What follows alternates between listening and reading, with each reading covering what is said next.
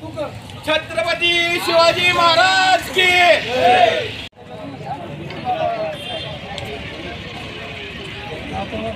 मुर्दाबाद मुर्दाबाद सोपान पवार मुर्दाबाद मुर्दाबाद मुर्दाबाद सोपान पवार मुर्दाबाद जातीवादी सोपान पवारचा निषेध असो जातीवादी सोपान पवारचा निषेध असो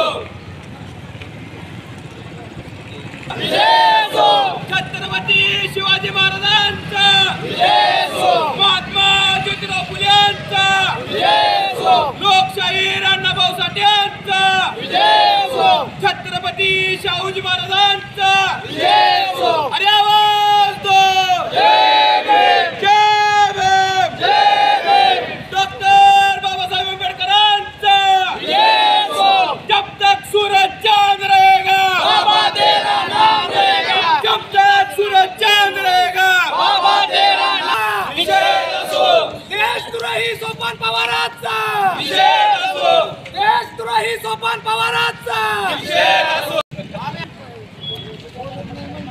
भारतीय राज्यघटनेचे शिल्पकार जय भीम डॉक्टर बाबासाहेब आंबेडकर यांनी जो आपल्या देशाला पवित्र असा ग्रंथ दिलेला आहे, ज्याच्यामुळं आपण सर्वजण समानतेचं जीवन जगत आहोत, या ग्रंथाचा अवमान करण्याचं कृत्य परभणी या ठिकाणी करण्यात आलेलं आहे. त्या व्यक्तीस अटक झालेली आहे. शासनाला आमची एकच विनंती आहे की त्यांच्यावर कठोरात कठोर कारवाई करून त्याला शिक्षा देण्याचं काम आपण करावं, जेणेकरून भविष्यात असं कोणी करण्याची हिंमत करणार नाही किंवा विचारही करणार नाही. आरोपीस सोडण्यात आलं तर या ठिकाणी आंबेडकरी समाज पूर्ण देशातला गप्प बसणार नाही व यापेक्षा तीव्र आंदोलने केली जातील, बंद केले जातील व कोणत्याही पद्धतीला न जुमानता आम्ही या ठिकाणी शासनाच्या या कारवाईविरुद्ध सुद्धा आम्ही निषेध व्यक्त करू. तर आमचं या माध्यमातून एकच सांगणं आहे, आम्हाला डवचण्याचा कोणीही प्रयत्न करू नये. त्याच्या अगोदरही बरेचसे प्रयत्न झालेत संविधान बदलण्यासाठी, संविधान हलवण्यासाठी, पण या देशाचा बाप एकच आहे हे आम्ही वेळोवेळी सांगितलेलं आहे. एवढे बोलून थांबतो. जय भीम जय भारत. विश्वरत्न डॉक्टर बाबासाहेब आंबेडकर और समाज सुधारक महात्मा ज्योतिबा फुले, साहित्यरत्न अण्णाभाऊ साठे, छत्रपती शिवाजी महाराज, छत्रपती शाहू महाराज या भारत मातेच्या थोर राष्ट्रपती होते. परभणी येथील जिल्हाधिकारी कार्यालयासमोर डॉक्टर बाबासाहेब आंबेडकरांच्या पुतळ्यासमोरील संविधान प्रकृतीचा प्रतिकृतीचा अवमान केला जातोय, तोडफोड केली जाते. जर जिल्हाधिकारी कार्यालयासमोर जर पुतळा सुरक्षित राहत नसेल तर इतर ठिकाणी काय परिस्थिती आहे याचा गांभीर्याने विचार करायची पाळी आपल्याला. तर अशा नाराधमांना कोण पवार आहे त्याला कठोरात कठोर कारवाई झाली पाहिजे. पवारचा आम्ही या ठिकाणी जाहीर निषेध करतोय, निषेध केलेला आहे आणि निषेध करेल तेवढा थोडाच आहे. संविधानाबद्दल बोलायचं झालं तर अनेक भांडगुळाने संविधान बदलायचा, तोडफोड करण्याचा प्रयत्न केलेला आहे. संविधान जोपर्यंत आहे तोपर्यंत देश सुरक्षित आहे आणि आम्ही देखील सुरक्षित आहोत. जर कोणी संविधानाला तोडफोड करण्याचा प्रयत्न केला तर या अद्रका भांडवळानं घरात घुसून मारलं जाईल तुम्हाला. आणि आता गायत असं झालंय की जो तो उठतोय की संविधानाबरोबर बोलतोय. अरे तुझी लायकीच नाही, अभ्यास कर आणि संविधानावर बोल. आणि कुणी बी उलटावं संविधान बदललंच पाहिजे. अरे काय ती काय भाजीपाला 2 वर्ष 11 महिना 18 दिवस त्याला बाबासाहेबांनी लिहायला लागले. त्याला 11 लोक त्यांच्या हाताखाली ते संविधान लिहायला त्या हाताखाली होते. अशा पद्धतीचं जो मोठं योगदान या देशाला, जगात 1 नंबर लोकशाही असणारा आपला देश आहे आणि अशा पवित्र अशा लोकशाहीला बदनाम करण्याचं, छेडछाड करण्याचं, विटंबना करण्याचं काम मनुवादी आणि बटुकड्या जातीवादी माध्यमातून केलं जाते. अशा मनुवाद्याला आपण विळीत ठेचलं पाहिजे. अन्यथा येणारा काळ भयानक आहे आणि त्या काळाला आपल्याला सामोरं जायला लागते.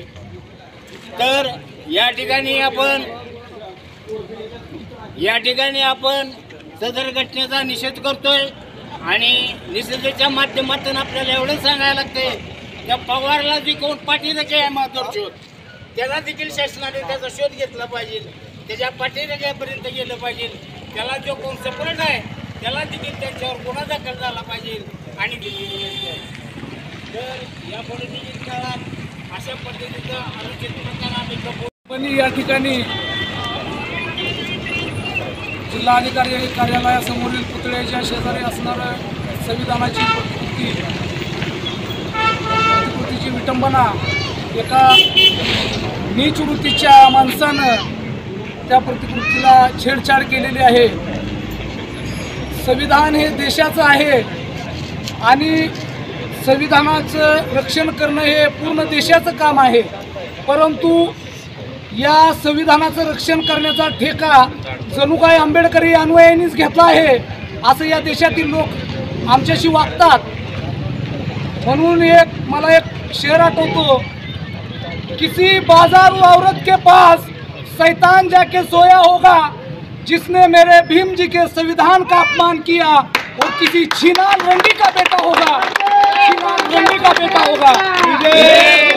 या निमित्तानं या ठिकाणी सांगू इच्छितो, जो कुणी सोपान पवार नामक व्यक्तीने त्या संविधानाची छेडछाड केलेली आहे, त्या संविधानाच्या छेडछाड करणाऱ्या सोपान पवारांच्या मागं कोण मास्टर माइंड आहे त्याचा प्रथमतः प्रशासनाने शोध घेतला पाहिजे आणि त्याच्यावरती कारवाई झाली पाहिजे. या निमित्तानं पोलीस प्रशासनाला विनंती करतो, आमच्या दलित समाजातील तरुणांवरती गुन्हे दाखल केलेले आहेत. परभणी शहरामध्ये त्यांच्या घरात घुसून त्यांना मारहाण केलेली आहे. तुम्ही या घटनेचा सोक्षमोक्ष लावा आणि नंतर त्या तरुणावरती गुन्हे दाखल करा, घरात जाऊन मारा, ही आमची प्रशासनाला विनंती आहे. या निमित्तानं एवढंच सांगतो, जर का यापुढे संविधानाला आणि बाबासाहेबांच्या वरती कुणी बोट उचललं तर आम्ही त्यांचा हात काढण्याची आमची भूमिका राहील. एवढं बोलतो आणि थांबतो. जय भीम, जय भारत. सर्व बहुजन महासंघांना विनम्र अभिवादन करून आज या ठिकाणी परभणी येथे घडलेल्या घटनेचा निषेध करण्यासाठी विविध संघटनेचे पदाधिकारी या ठिकाणी उपस्थित आहेत. जगात जर्मनी आणि भारतात परभणी अशी परभणीची ओळख असणाऱ्या या परभणी शहरामध्ये महाराष्ट्राला काळिंबा फासेल अशी घटना घडलेली आहे.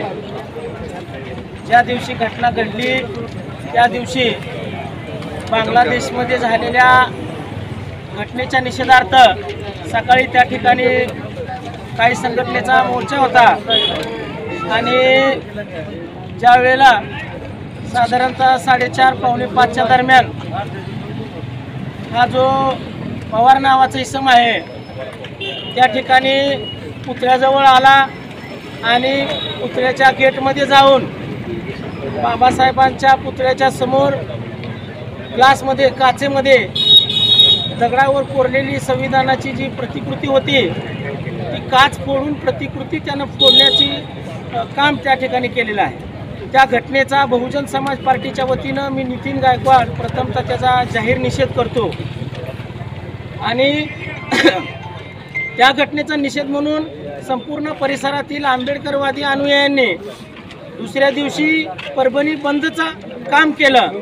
जिंतूर रोड असेल, रास्तन चौक असेल, अशा अनेक ठिकाणी परभणी बंदचं त्या ठिकाणी काम केलं.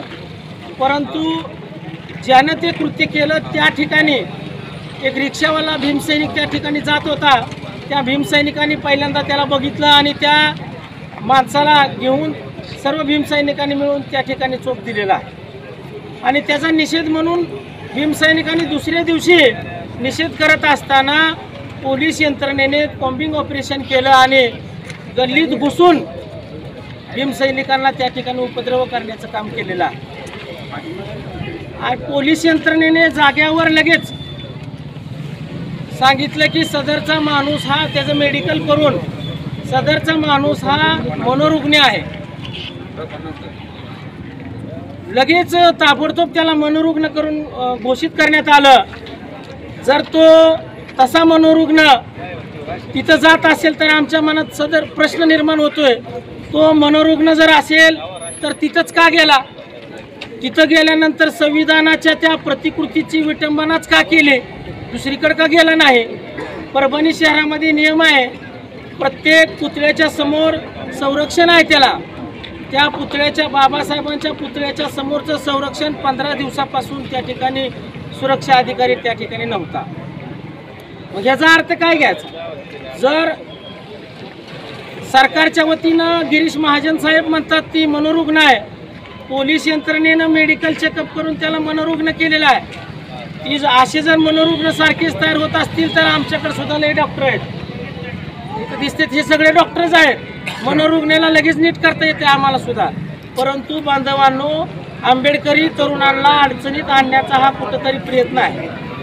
बहुजन समाजातील तरुणांवर गुन्हे दाखल करायचं, त्यांचं आयुष्य आणि भविष्य दोन्ही बर्बाद करण्याचा सरकारचा हा डाव आहे.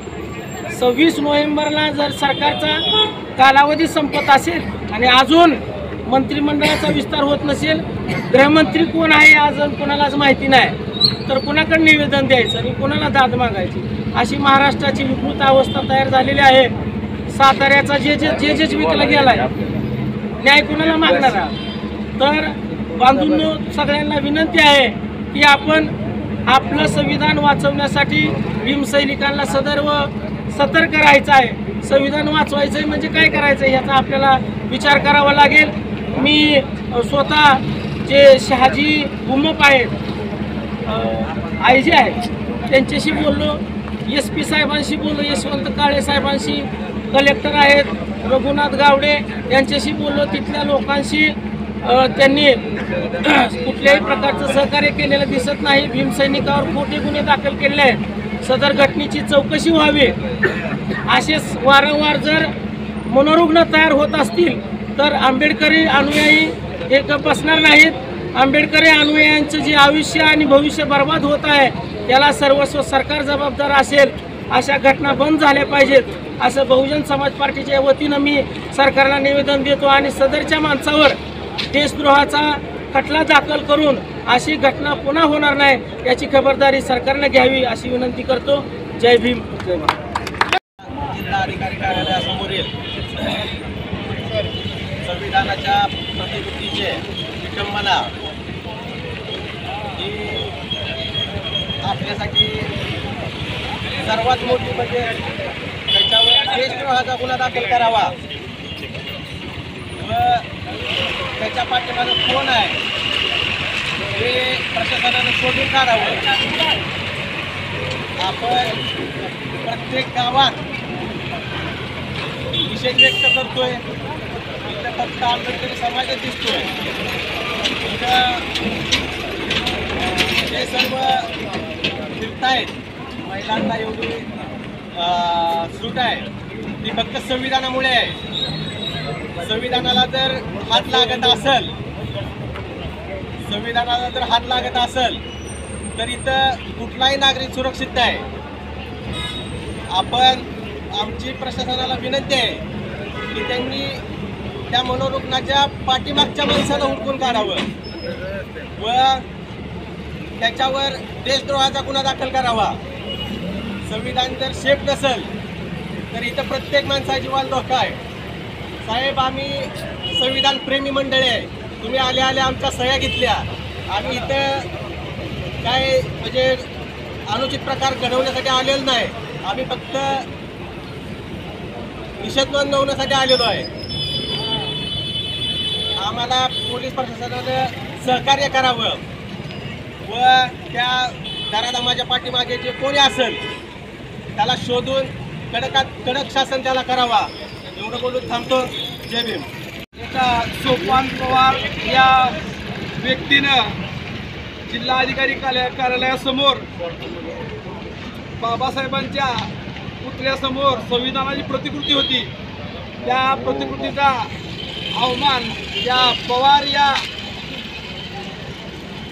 या नीच वृत्तीच्या माणसानं त्या संविधानाच्या प्रतिकृतीची तोडफोड केली आणि प्रत्येक वेळेला जर काही संविधानाची प्रतिकृती तोडली फोडली कशाची विटंबना झाली तर आपलं सरकार पोलीस प्रशासन हे जे कोणी आरोपी असेल त्या व्यक्तीला मनोरुग्ण जाहीर करून हा सर्व प्रकार दाबण्याचा प्रयत्न करतात आणि असे अनेक मनोरुग्ण तयार होतात। तर हे मनोरुग्ण सोपान पवार याला देशद्रोहाचा गुन्हा दाखल करून त्याच्यावरती त्याला फाशीची शिक्षा व्हावी ही आमची सरकारला ग्वाही आहे। आणि इथून पुढे जर असं कुणी संविधानाचा किंवा कोणत्याही महापुरुषाच्या पुतळ्याची विटंबना जर करण्याचा कुणी प्रयत्न केला तर त्याला आम्ही खडेचोख उत्तर देऊ आणि त्याचा निषेध आम्ही नोंदवायसाठी इथं जमलेलो आहोत। आणि कुणीही मांडगुळानं उठून कुणी काय करायचं, संविधान आहे म्हणून आपण सुरक्षित आहोत हे सर्व व्यक्तींना सर्व जाती धर्माच्या लोकांना समजलं पाहिजे। संविधान हा फक्त बौद्धांचा ग्रंथ नसून भारत देशातील प्रत्येक नागरिक हा संविधानामुळे सुरक्षित आहे। ही सर्वांनी नोंद घेऊन संविधानाची जपणूक सर्वांनी केली पाहिजे आणि त्या सोपान पवार या नीच वृत्तीच्या कुत्र्याला फाशीची शिक्षा व्हावी आणि त्याच्यावर देशद्रोहाचा गुन्हा दाखल करून लवकरात लवकर शासनाने भीमसैनिकांना ग्वाही देऊन लवकरात लवकर त्याला फाशीची शिक्षा देऊन त्याचा पर्दाफाश करावा आणि लवकरात लवकर सर्वांना न्याय द्यावा एवढं बोलून मी 2 शब्द संपवतो। आणि तो होता त्याच्यावर जी झालेली बातमीची एक फेसबुकला जी क्लिप पडली आणि त्यानंतर या नेमतवाडीच्या भांडवलानं जी कमेंट त्याच्यावरती केलेली आहे, कोण आहे तो इंस्टाग्रामवर आमराळे म्हणून आहे, त्याही भांडवलाने फार वाईट कमेंट केलेली आहे।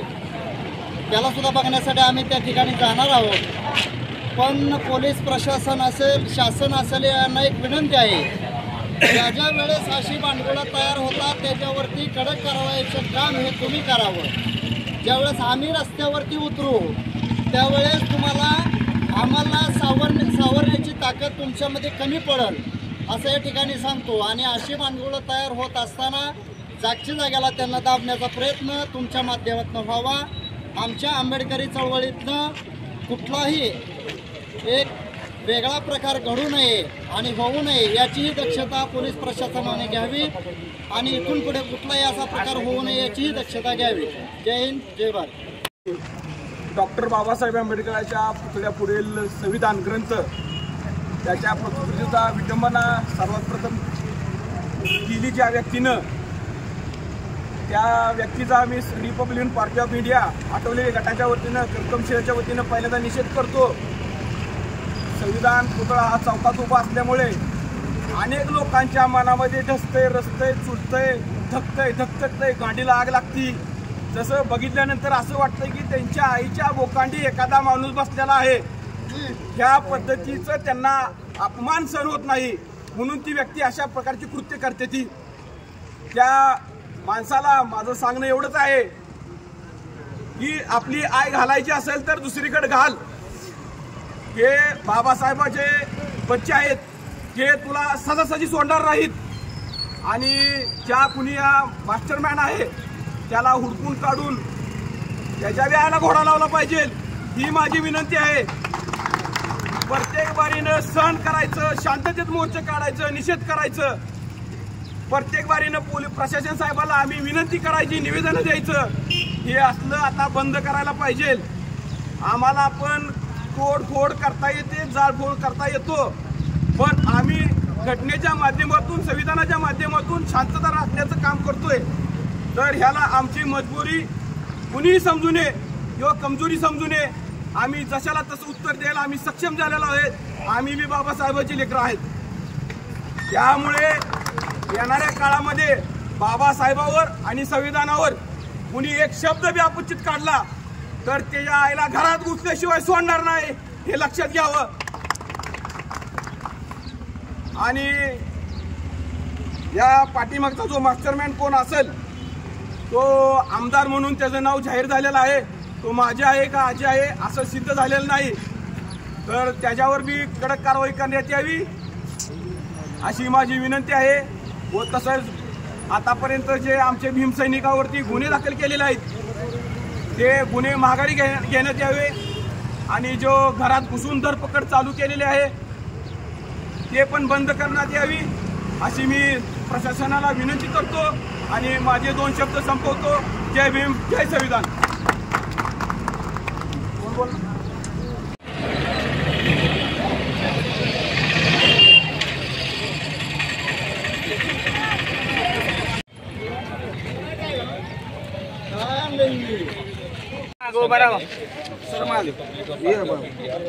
यांच्या मार्फतीने राजाभाऊ शिंदे व इतर पदाधिकारी यांनी पोलीस ठाण्यास जे निवेदन दिलेलं आहे त्या निवेदनाबाबत वरिष्ठ कार्यालयास अवलोकन करून योग्य ती कारवाई करत असं सादर केलं जाईल.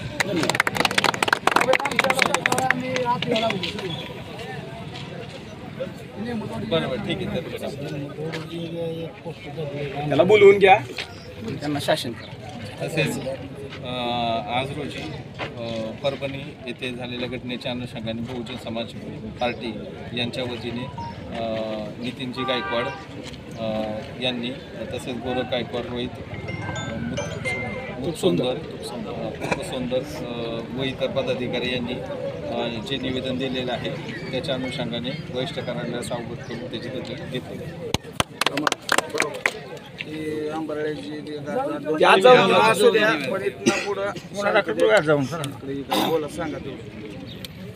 सर्व बांधवांनी आपल्या तीव्र भावना आहेत की पोलीस प्रशासनाच्या माध्यमातून शासनाला कळवलं जाईल.